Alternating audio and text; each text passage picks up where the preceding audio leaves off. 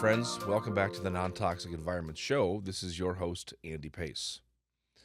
This week's episode deals with the epidemic of obesity in our society, and not just from the foods we eat, but also the buildings that we surround ourselves with, the homes we live in. Folks, Dr. Lonky, Dr. Stewart Lonky, has been a pioneer in the field of excess weight and the health effects that we are experiencing, dating back to the 50s till now, what has happened with weight gain in this country, which is now a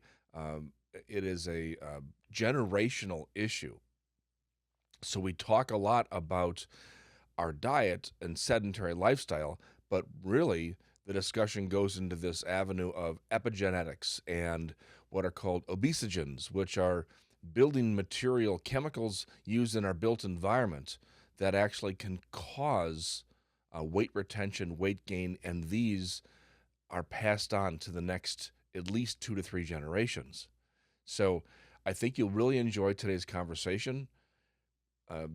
I want you to go to his website, drlonky.com. I'll put a link in the show notes. Sign up for his weekly newsletter. Extremely informative. You won't want to miss that. And also get a copy of his latest book called Outsmarting Obesity.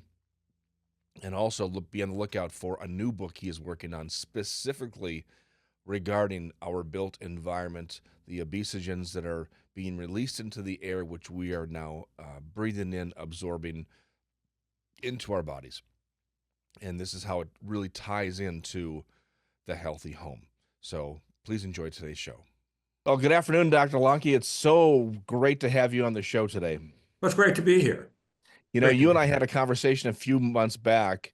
This is, I actually had you scheduled to be on the show, and then I had some issues come up, and we had to postpone. But I was just thinking we should have recorded that intro that we did months ago because it was a fantastic conversation. You opened my eyes in about a 10-minute conversation. I was just like mind blown of the things that are out there regarding obviously your expertise. And before I go too far, I want to say you sent me a copy of this book, and it's just absolutely fascinating to read all about obesity and how it really paints the picture of what we've been going through in this country for decades with our diet, with our social, and so forth.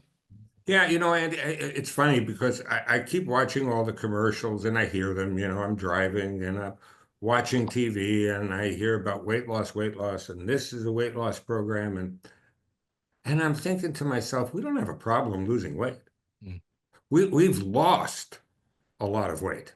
Mm. If we could take all the weight that we've lost in the last 60, 70 years, we could probably build another planet. That's how much. I mean, we lose weight. The problem isn't weight loss. Yeah. And the trick that the weight loss industry has played on the American public and the public worldwide is weight loss became the key. So let me give you some numbers. In 1961, when John Kennedy was inaugurated, we had about 14% obesity, and he was upset. He was very upset about the fact that 14% of the population was obese and nearly 5% of the kids. That gave birth to what we know today as the weight loss industry. You hear it every day. A shot, a pill, a diet, a plan, a coach, anything. So I did some quick calculations, and since 1961, we've spent $3 trillion plus on weight loss. $3 trillion. That's a good number. And you know what's happened? We went from 14% to 43% obesity. And kids went from 5% to 21%. With all that weight loss, we're getting fatter. And the reason for that has nothing to do with why we lose weight in those programs. We lose weight in programs by denying calories, increasing calorie burn. That's a true statement. You can lose weight by limiting your calories and burning them off. You can't keep them off. The minute you go off that diet, There is something in your body that is directing it on what it has to do with everything you eat, whether it's a salad or whether it's a piece of cherry pie with Mhm. ice cream on top, of course. I love So, cherry. well, let me just interject here really quick because I want to point this out just to make sure since 1961 to now, the standards haven't changed, right? The calculation method to determine what is considered obese hasn't changed. So it's not as if we changed the standards and all of a sudden Well, we see a different number. that's a really good point. I never thought of it that way. No, we haven't. It's not like the argument people are using for autism, which is Correct. kind of a funny thing. But at any rate, no, we haven't changed it. A BMI, of 30 or above is considered obese. 35 and above is moderate to severe. 40 and above is morbidly obese. Those are the standards. They've been that way since the 40s and 50s when we came up with this. So I think that, and it's not a great measurement. And if you've gone through the book, and people that will read the book will see, we're using BMI. Arnold Schwarzenegger in his prime was obese. There are many hockey players and football players who would be coined obese using BMI, but Mhm. it is what we have. Mhm. And the important thing to understand is that the common thread through all obesity is that it is an inflammatory state, which means your body is undergoing. I think most of the people listening and watching on a podcast would understand we went through COVID, and everybody knows what an inflammatory cytokine is. Mhm. Well, anybody who has BMIs up in the 30s has a ramped up inflammatory system. So it's kind of like your Bunsen burner, your pilot light has been juiced. Okay, you're ready. Except the problem is your immune system is being taxed all the time, which is why obesity leads to a number of problems, like the leading ones being diabetes, heart disease, and about 11 different types of cancer. Mhm. That's an inarguable fact. I don't think anybody would argue with that in the medical community. They are directly related.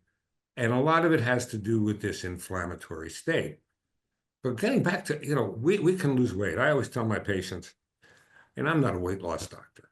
I'm an internal medicine, pulmonary medicine, and critical care medicine doctor. I mean, those are my board certifications. I take care of when I was very active in the hospital. My day started in the intensive care unit and it ended in the intensive care unit. Or as we used to joke and say, it was the expensive care unit. Because and what I began to realize, along with some of my nurse practitioners that worked with me, they would ask me, why are we having such difficulty taking care of these patients that are big? And, you know, teaching was my background. I came from a teaching background. I did my fellowship at UC San Diego, and I did research in protein chemistry and so on and so forth. That's my background. Inflammatory markers. Um, and went into practice. So, I enjoyed teaching, and when I can't answer a question, it really bothers me. So, that led to a whole lot of years, a lot of years, a lot of years of research, looking into things, kind of looking at what my expertise was, and realizing there was a match. And what I learned was we are being hijacked by changes on the surfaces of our genes. And just for obesity's sake, let's just stick with that. Okay. There's no fat gene. I mean, there isn't. There's no one gene that determines obesity. And a lot of this comes from twin studies. You have a set of twins, Mhm. one's big, one's not so big. Mhm. And they have the same DNA. Mhm. So it's not a gene. Right. Um, and so we have determined there are about 150 different genes that we have, and most animals have, that determine, for example, whether you make a fat cell or a muscle cell. That simple thing. You're a developing fetus, a new cell is being born, and it can become either a muscle cell, good, or a fat cell, not so good. Now, it's not to say you don't need fat, because we all need it, because fat turns out to be an endocrine organ, just like your thyroid. It secretes hormones. It secretes a hormone, for example, that tells your brain, stop eating, you're full. Okay? Or, God, you're starved. Get something to eat. Or it tells the body to metabolize glucose a certain way and store it as fat or burn it right now. All of these things are determined by different genes. And I use the example of a tumor suppressor gene. We have a number of tumor suppressor genes. You would like your tumor suppressor gene to be active. Everybody would. Mhm. But there are changes that occur on the surface of the gene, and those changes are called epi meaning the surface, epigenetic changes. Think of epi like epithelium. Okay, epi, the surface, your skin, your epithelium.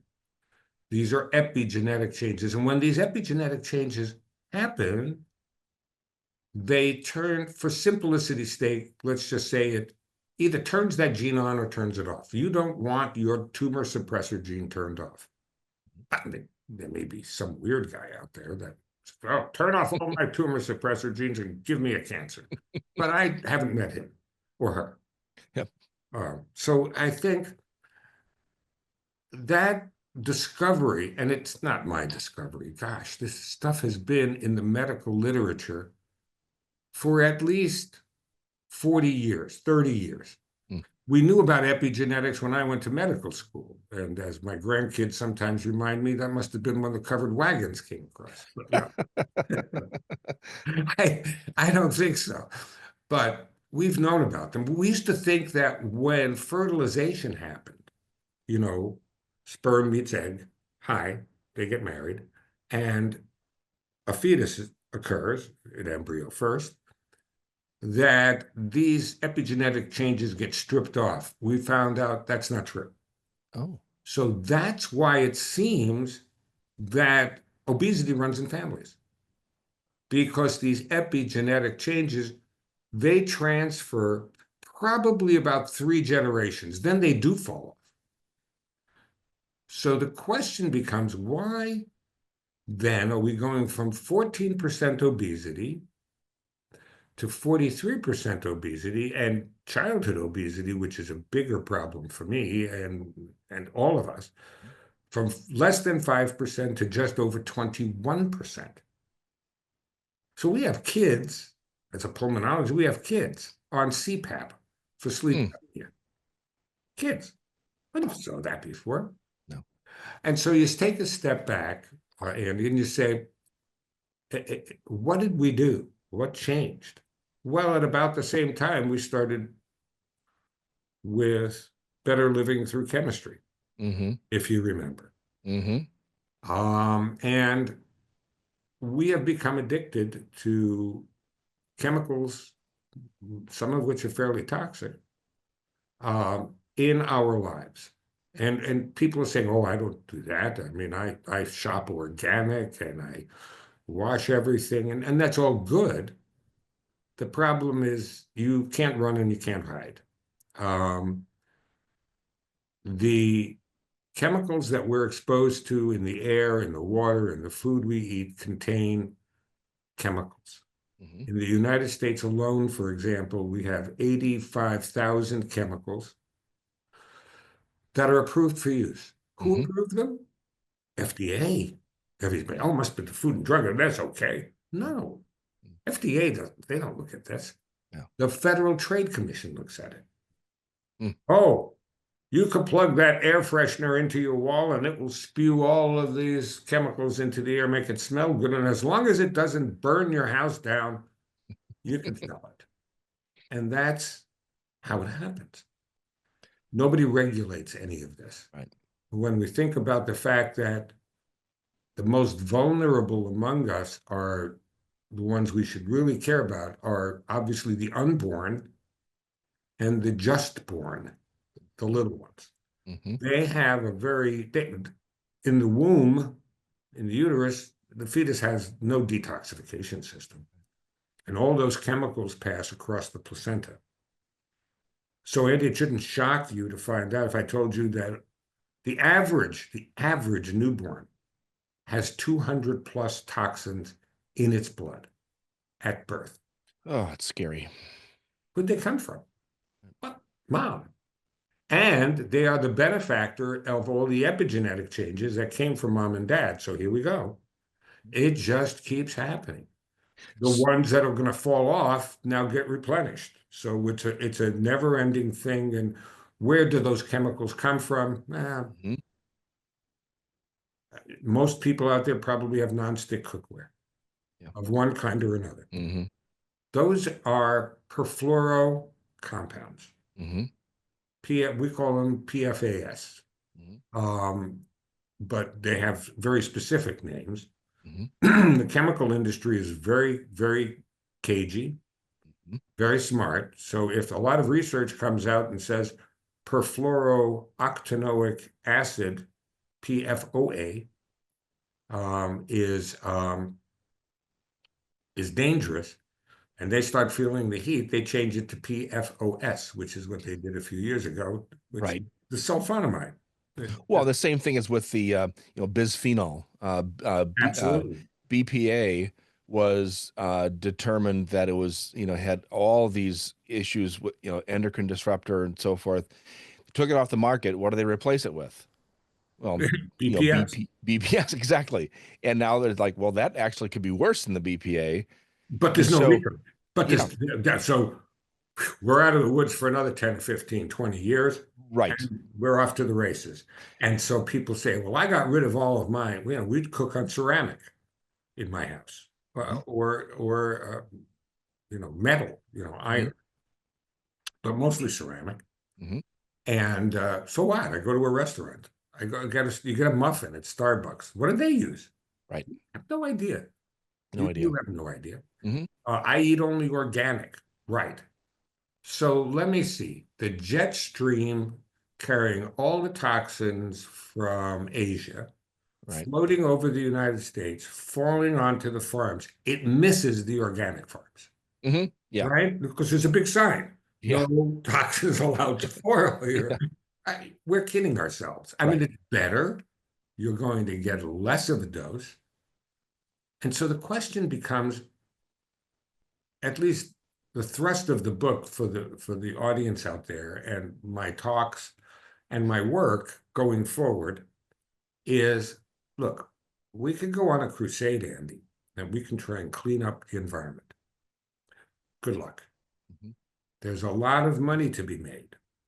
The reason why your listeners and viewers have not heard about most of what I'm talking about is because the diet industry doesn't want you to know this. They Hmm. don't. They love selling you a diet. Oh, sure. Now it's Ozempic. Oh, and Yes. and all of the congeners, Wegovy, well, Hmm. we went through this. You know how many times I've gone through this in my career? I bet. Oh, this is the panacea. And you can lose weight. Remember, losing weight is easy. Hmm. Go keep it off. You can't stay on Ozempic forever. No. Who the heck knows what the side effects are? Right. People are starting to get all sorts of GI, but they can't stay on it. And so if the thrust of an approach to weight management, not weight loss, Hmm. is let's figure out what we can do to break the cycle. Because if Hmm. we don't break the cycle, who's going to pay for all this? Hmm. Kids with diabetes, young adults with heart disease now, more cancer than ever before. Hmm. Uh, so let's just talk about obesity to start with, and then we can get into the broader spectrum of all the health effects. which is what we were talking before we went on the air, before we went live, was, what's coming down the pike, at least for me and my associates, that we've worked on this before, and just updating outdated knowledge on toxic exposures and chronic health. Yeah, and Mm-hmm. chronic health Well, problems.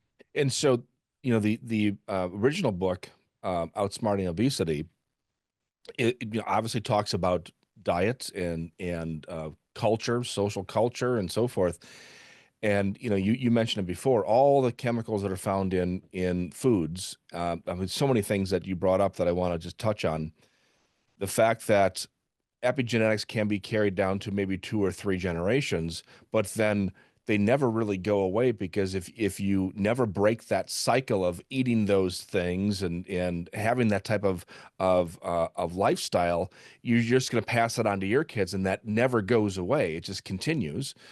But then there's the other side of the equation, which is really what the focus is for you right now and moving forward with your new book, is going to be about the obesogens, the chemicals in our built environment. And you mentioned it, 85,000 chemicals for you that are approved for use in the United States alone. Out of those 85,000 chemicals, only about 3% have ever been tested for the toxicological effects in humans. They've never been tested in how they interact with each other.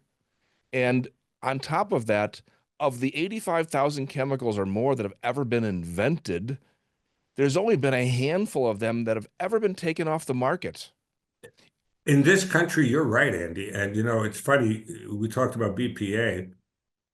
BPA was used in the plastics that make baby bottles, and the nipples that go on baby bottles, and all of that. It's a plastic additive. Um, and It's banned in Europe, Mhm. and it's banned in Canada. Oh, but we won't ban it here. Oh no, Mm. Yeah. no, oh no. We'll study it some more. Mm. We'll get back to you on that Yeah. one. No, Right. we hardly ever ban anything, and Hmm.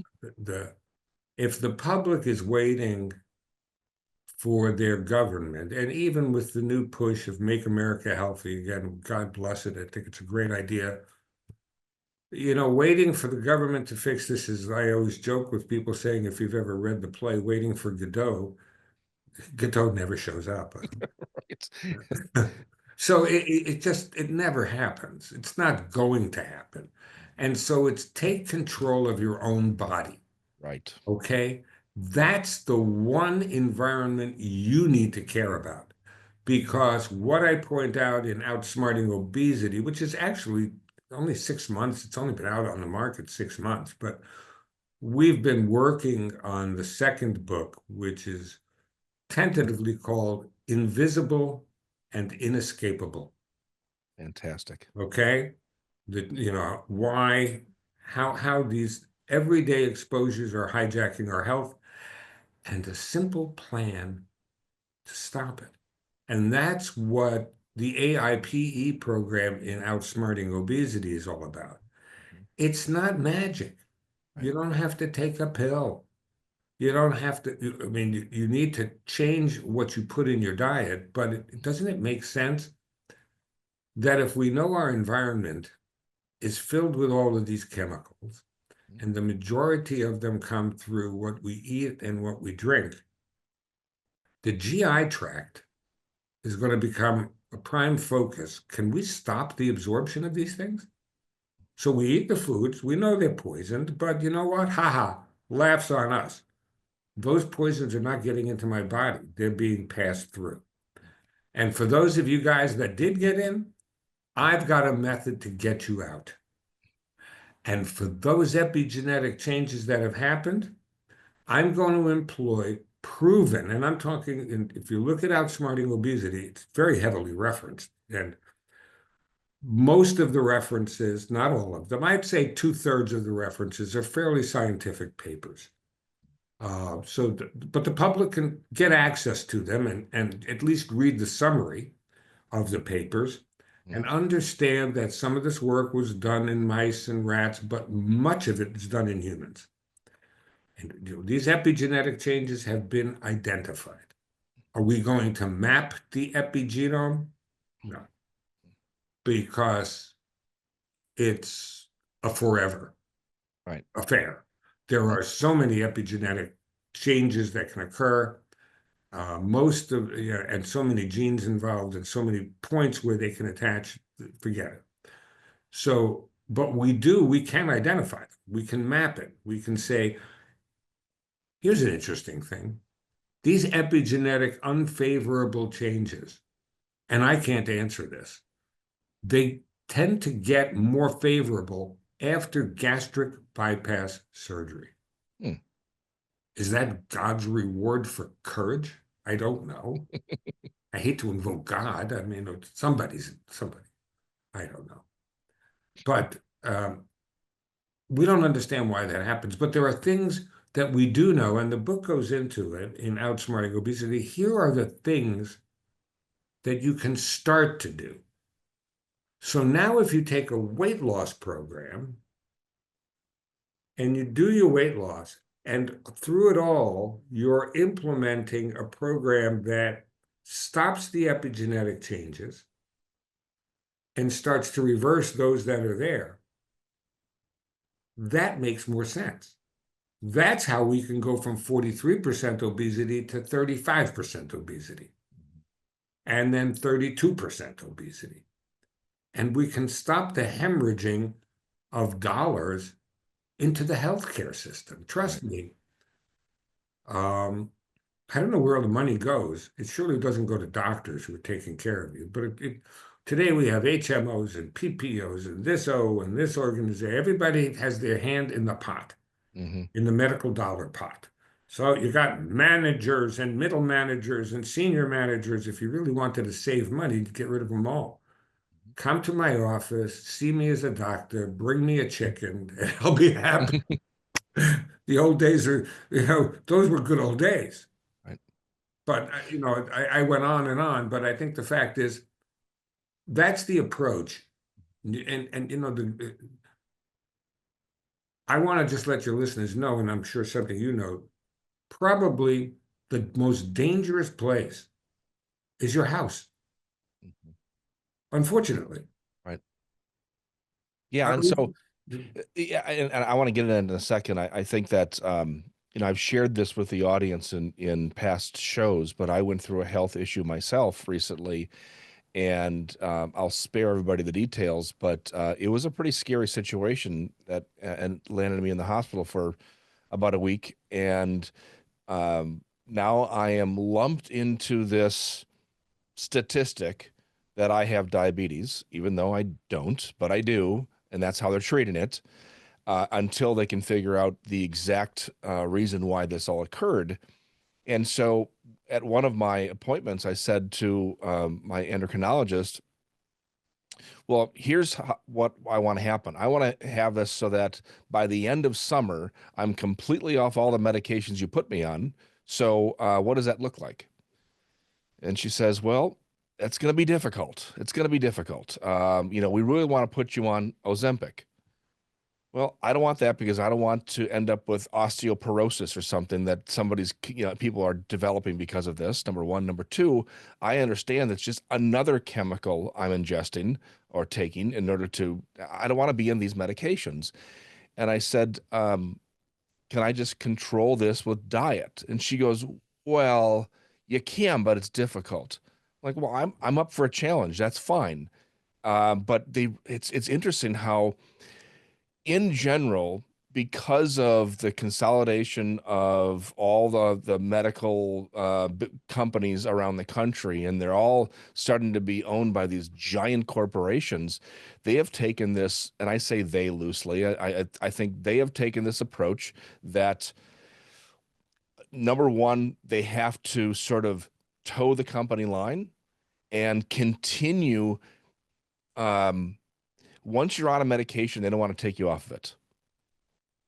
I think the fact is that you're touching on something near and dear to me. Hmm. I used to tell people um, 25 years ago, 30 years ago, um, that doctors, my colleagues, they mean well, but we're drug addicts. Okay, physicians are drug addicts, the majority of them. And by that, I mean we're addicted to treating patients with drugs. I got a pill Correct. for that. I got a shot for that. I got a Right. this for that. Hmm. Right. Not, I can teach you lifestyle change. Oh, I don't want to be bothered with that. And assembly line medicine, Hmm. where, I won't mention groups here in California, where I am, but in the LA area, there are a couple of major health Hmm. organizations, and they have their own private practice groups. And I have a very dear friend of mine who told me, don't join this. This was 25 years ago. He said, don't, please. I'm locked in. And now it's basically a Gestapo agent outside his door. If he spends more than 7 minutes with a patient, they nick him. Uh, Mm. he won't get as big a bonus. Wow. This is how HMOs work. HMOs Mm. work, that's it. And we won't go into the financing of medicine Hmm. because that's a podcast unto itself. But suffice it to say that we use a lot of drugs, we use a lot of shots, we use a Hmm. lot of this, and we deny the importance of good diet, a healthy gut. Boy, that's so important, a healthy gut. I I didn't understand it. I raised my hand. I was really paint me stupid. But years ago when people came by and said, well, the microbiome, and that term means the bacteria that live in your intestine. Hmm. Those of you that take probiotics understand that there is something called a microbiome. You have healthy bacteria and you have not healthy bacteria. And all of these toxins, by the way, foster non-healthy bacteria growth. And that causes epigenetic changes. So now there are some physicians who are in online, they're very active, they talk about gut health. They're right, but it has nothing to do with the food. It has to do with the fact that now these certain bacterial, let's call them the evil humors, that are secreted by certain bacteria affect epigenetic changes, just like these obesogens. Mm.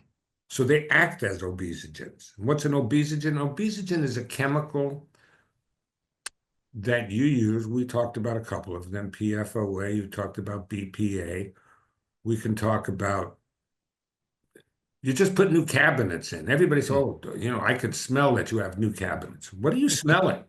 What do you Yep. think you're smelling? It's formaldehyde. Correct. Hello? Can I Yep. put you in a jar of formaldehyde? No. Hmm. How about my new cabinets? Boy, I love Yeah. the smell of that. Or your new car. Right. That new car smell, it's partially formaldehyde. Yep. That's the off-gassing.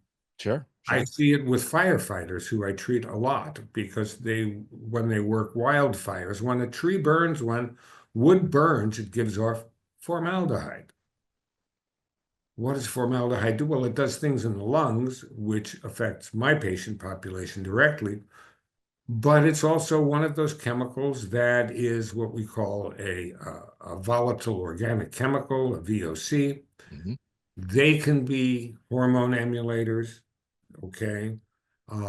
They can affect neurologic behavior, development of fetuses, epigenetic changes. So in our homes, we kind of fill it up with furniture that's been scotch guarded. Yeah. Well, that's good. Scotch. I remember as being a kid in New York, because I grew up in New York, we had a beautiful couch and chairs in our living room. I never sat on the fabric. Never. My mother had it covered in plastic, Of course. right? It Yep. was, you could see the colors. It was a clear plastic, but get off that couch. It's like, who was the special person who was allowed to sit on the fabric without the plastic? They're friends, and the fact, but who came like later at night. And, Right. you know, my nickname was Kid Dirt. I could go out in brand new clothes and come back in 10 minutes filthy. I don't know how I did it. I go, we're just playing ball, Mom. Geez, change your clothes.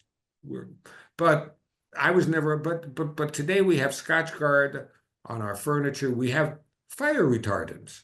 Yes. Some of that's good. I mean, would you rather have a fire retardant in kids' baby's pajamas? Of course you would. Except it is a polybrominated diphenyl ether. Mm-hmm. Hello, PBDE. Mm-hmm. You could look it up. You just type in PBDE and see what it does. Sure. Not good. No. Uh, Then but and but you know, these things are legislated. Oh, you right. have to do it. And if you Mm-hmm. think, well, I don't wear baby pajamas, do you type on your keyboard? Every one of your computers has been treated with polybrominated diphenyl ether. Mm-hmm. It's a flame retardant. So it doesn't catch fire. When it catches fire, your fingers don't burn off. Well, this is what you said before, better living through chemistry. It's think of all the things that um you don't think of on a daily basis.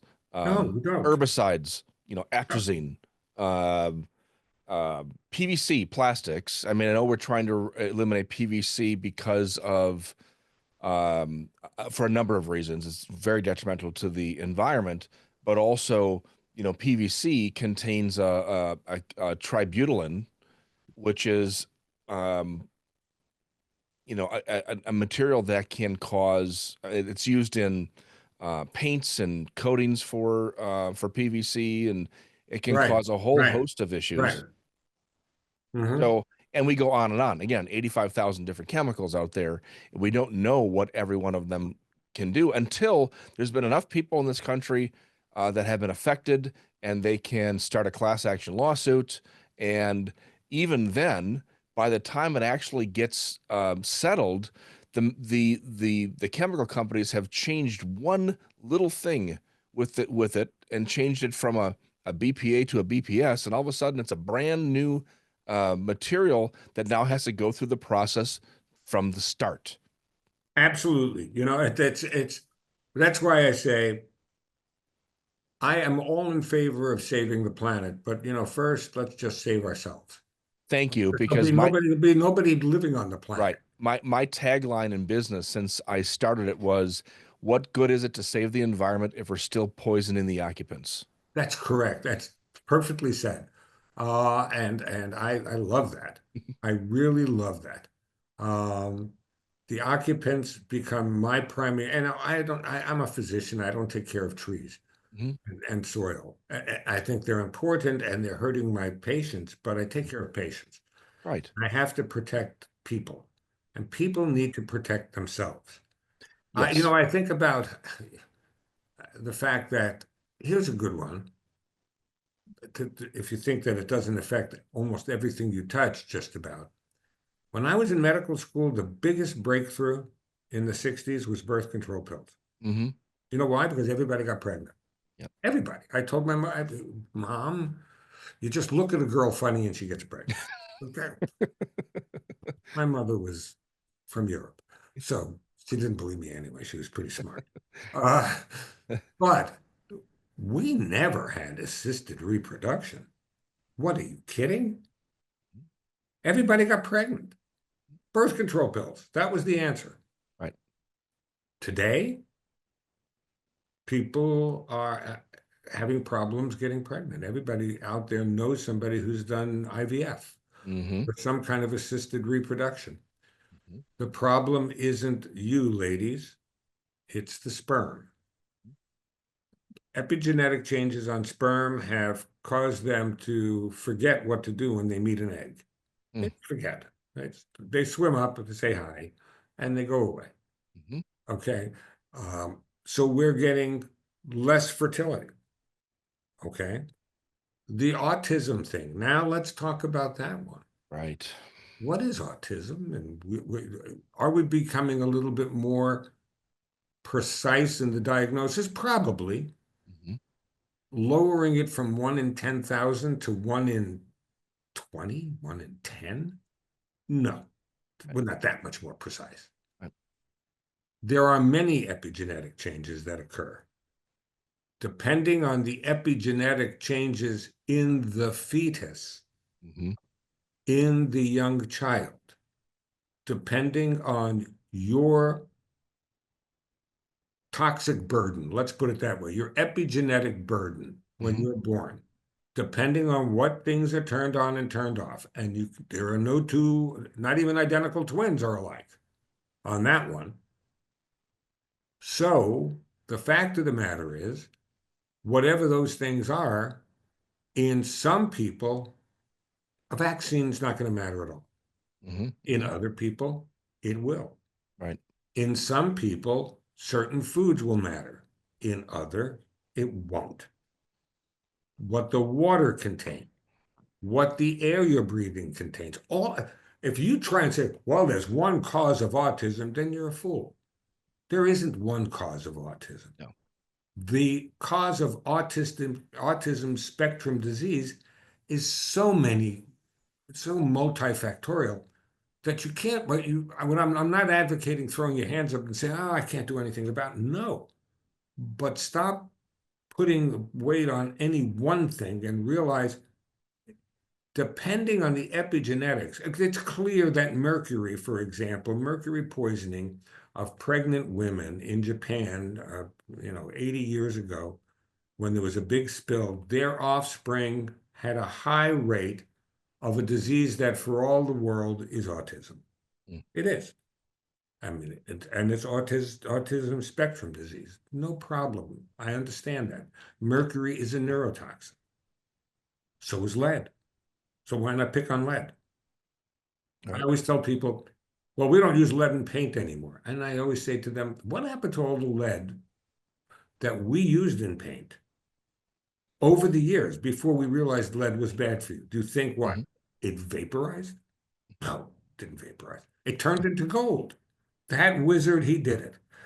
Somebody changed lead into gold. No, it's still in the environment. Right. These are forever metals, heavy metals, Right. and forever chemicals. Forever means, hello, Forever. forever. They Mm-hmm. don't go away. So all the insecticides and herbicides that we've now banned, they didn't just disappear. They're still in the environment. They're in the soil. They're in the air as particulate matter. They fall in the water. Algae incorporate them. Certain fish eat the algae. Other fish eat those fish. We either eat the fish or we make them into some kind of meal for the animals we eat or for the fertilizer. Mm-hmm. Natural, of course. Oh, it's Mm-hmm. natural fertilizer. It comes from, come on. Right. We're kidding. You can't be that blind. You, Right. you also can't walk through life being afraid. You need to walk through life being armed. There is Mm-hmm. nothing wrong with knowledge. Correct. You can't outsmart something if you're not smart about it to begin with. Right. And Right. once people, and my patients have been the same, there's a great relief of saying, okay, it's not my fault. It's not 100% my fault. It's tough to stay on a diet forever, but I'm going to make some changes, little changes, and I'm going to get my kids to make these changes. And for me, the generation I care about is my grandkids. I want them to give birth to a new generation where the obesity rate's less. Because here's another startling statistic. The birth weight of newborns in the United States has increased 25% in the last 35 years. Wow. And it isn't because the fetus is going to 7-Eleven and buying Twinkies. They're just not doing that. That is unbelievable. A few weeks ago, Doctor, I had a woman on the show, Dana Kay, with the ADHD Thrive Institute. So talking about ADHD. One of the things she brought up, which just blew me away, was first of all, we know there is no genetic testing that can say whether a child is going to develop ADHD. But she has, over her years, has certain markers that they look at, that they can do different types of testing and say, all right, well, based upon if they hit these particular markers, we can pretty much predict a child or the reason why the child has ADHD. But she said it's in all of the patients she has seen in her entire career, less than 3% have actually hit those markers. 97% of the ADHD patients that she's worked with developed it because of the environment, because of the built environment, the foods we eat, And it's just it's the exact same thing you're talking about, which is it's this the epigenetics that Right, but is bringing it to the level of epigenetics, Andy, that's I, the reason I wrote the book and the reason I'm working with a very, very established and renowned biochemist, Rick Deitch. And Rick and I wrote a book, Invisible Killers, about 20 years ago, um, which was our first stab at this whole subject. And now we're a lot more sophisticated, and now the connection to epigenetics is there. I mean, that's kind of our thing, the epigenetic thing. And, it's not mine. I didn't come up with this term. Trust me, I'm not that bright. But the epigenetic thing is as you start reading, as you start saying, okay, yes, the environment. People say, well, it's the environment. But yeah, okay, why? So I have a daughter that says, why is that? Why is that? I don't know yet. And then you stumble upon all of these obesogens and you study and you stumble on all of the work that's been done and you realize, holy mackerel, this is like it's hidden from the public. You don't hear any of these experts, not a one of them, talk about epigenetics. Either they don't know it, they're afraid it's too complicated for the public. I'm not like that. You can explain what epigenetics are without getting horribly scientific. Changes on the surface of your gene that turn it on or turn it off. Hello, that's what it is. What causes them? Exposure to certain chemicals cause another small molecule to attach to the top of your gene. Here's the good news. You can't change your genes. Your gene, I mean, with a G. You can change your genes with a J. Okay, don't get nervous out. Okay. But your genes and your genetics, your DNA, you can't change, but you can change your epigenetics. And in outsmarting obesity, there's a 4-step program that includes what the things you have to do to change your epigenetics. Knowing that if you can block further epigenetic changes from occurring, by the second or third generation of this, we're going to have achieved something which would be remarkable, and that is we reverse the obesity curse. Oh, I like that. Reverse the That's good. obesity curse. Well, That's write that one down, doctor. no, reverse the obesity. But what I think of is it's not just changing ourselves, but then how do you change your offspring? And so it all comes down to then education of new parents or soon to be parents on how they can um, positively affect their children so that their children don't get into the same bad habits. There's just simple things like this, Andy. I mean, how many people out there listening, if you look under your sink in your kitchen where you prepare your food, do you have cleaning agents that have toxic chemicals? Right. Why are they in your kitchen? Oh, well, they're in a bottle. Oh, really? Okay. Okay. So that when you use them, the chemical milieu that's in there doesn't get aerosolized. Right.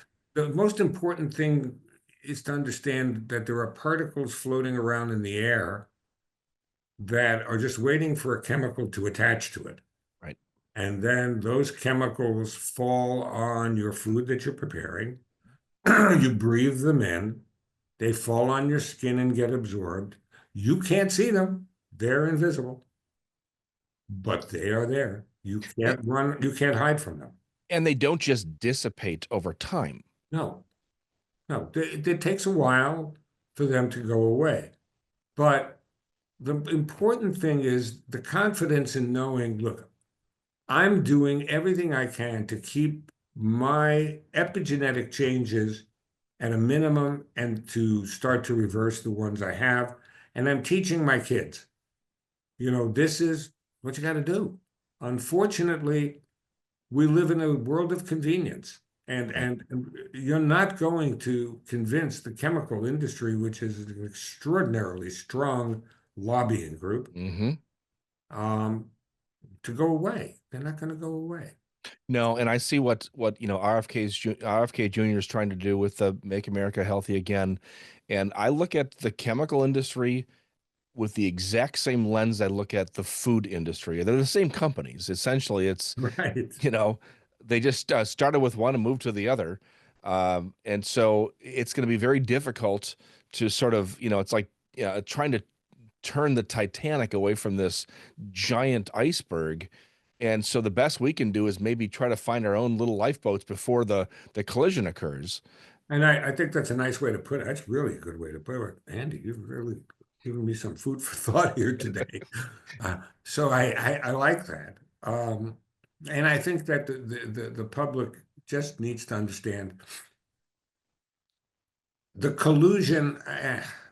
There's a chapter in the book in Outsmarting Obesity, and we'll go into that further in Invisible and Inescapable.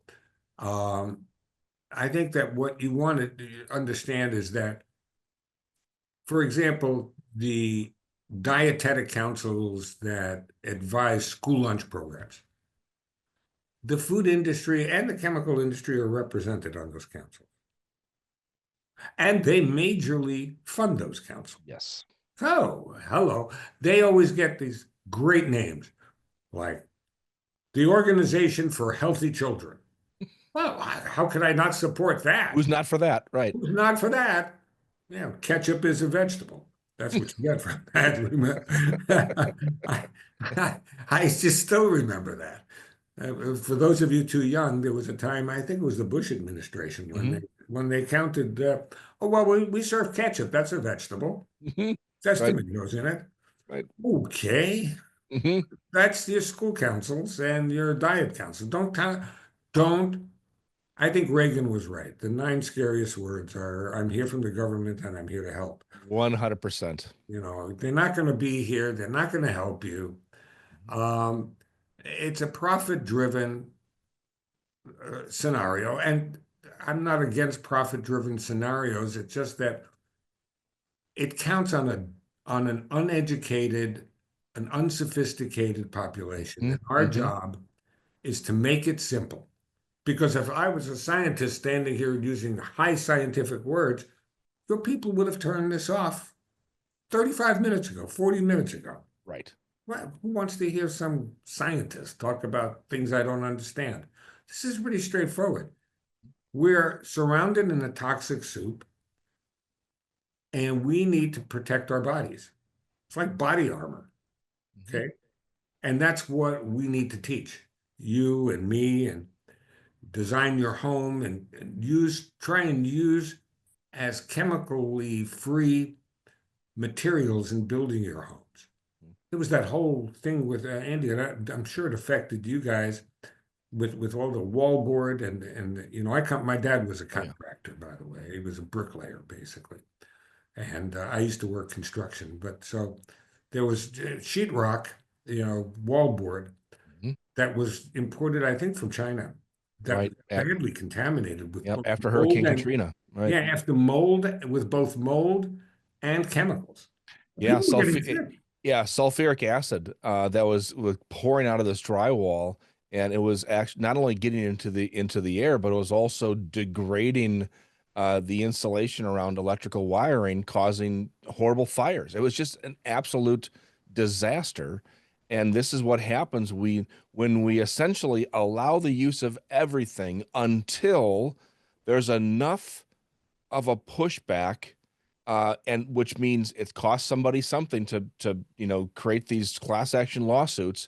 Instead of having a government that is looking out for its people, we are a government that's looking out for its major donors. And so, I mean, again, this could be another podcast right here, but we need to take matters into our own hands. We need to be more mindful. This is what I do on a daily basis, working with my clients all over the country. We're trying to build or remodel the healthiest home possible because people are concerned about their health and their kids' health. And so all of this is all intertwined. It is. And I think, before I see our time is going to kind of run out pretty soon. But I think what I want, I want your listeners and viewers to know, go to my website, drlonky.com. Mm-hmm.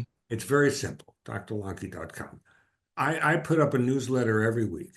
You sign up, get the newsletter, it'll be delivered to your email, or you can read it on the website. There's always something new going up. There'll be some announcements about the new book that we're working on. We're pretty well into it right now. And we're shopping it. So I think we should have a publisher, I hope within the next few months, Excellent. and a publication date. You know how those things go. Mm-hmm. But the information on outsmarting obesity, yes, buy the book, please, and get not because trust me, you don't make a lot of money from selling books. What what satisfies me is that my grandkids and their kids' generations will not be faced with what I think are, as RFK Jr. says, preventable diseases. We can prevent these. How? By stopping the chemical companies? No. Yeah. By getting smart and understanding what we can do for ourselves and our families, and recognize what you said, that this is a profit-driven thing for the chemical companies and for the diet companies. And I would like to see people, getting into taking care of their own bodies a little bit more. Um, we all go to ball games and have a hot dog and a beer. I did the other night. Um, I can't go to a ball game and not have a hot dog. And now I think it's an unwritten rule. You have to. Yeah, my grandkids know. I Okay. love baseball, and so we go to ball, and that's it. It's the only time I drink beer, as a matter of fact. I don't even like beer, but I drink it with a hot dog. But at any rate, we're all going to do that. Yeah. And so the fact is, you want helpful hints, go to the website. We'll keep you informed. Take a look at the book, get some information, and realize that guys like Andy here and me, we're just trying to inform you to be healthier, to be better, and to make things better for your kids and beyond. Otherwise, we're going to go bankrupt with paying medical bills. Right. Right. Dr. Lonky, it's been an absolute pleasure to have you on the show. Folks, I will link his website, links to the book, where to purchase it, and please sign up for the newsletter, because every week it is very informative information. You certainly you don't want to miss any of those newsletters, and you want to be on the email list when the new book is announced and when it's coming out, because you definitely want to pick up a copy of that. And Dr. Lonky, if you ever need any help in the future with coming up with more slogans and taglines, you can certainly reach out to me. You're my guy. I think that your audience has to appreciate that very, very much. And I want to thank you for everything that you're doing, because it's because of shows like this and because of guys like you that care, that I feel, it emboldens me to just keep working. And it's not easy. It's a lot of research. It's a lot of talking to other researchers and getting both sides of view, both points of view on a scientific issue. But it's worth it when I find people like you, Andy, that, you want to share this information with people for nothing else but to make them better. And that's Well, great.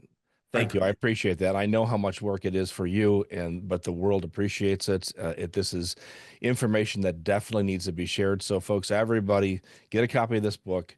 Pass the link along to the friends so they can get copies, and hopefully, we will all make a difference. And Dr. Lonky, I look forward to having you back on the show when the new book comes out. I'll be here. You know that. Take Excellent. care, Andy. Yeah, thank you so much. Thank you.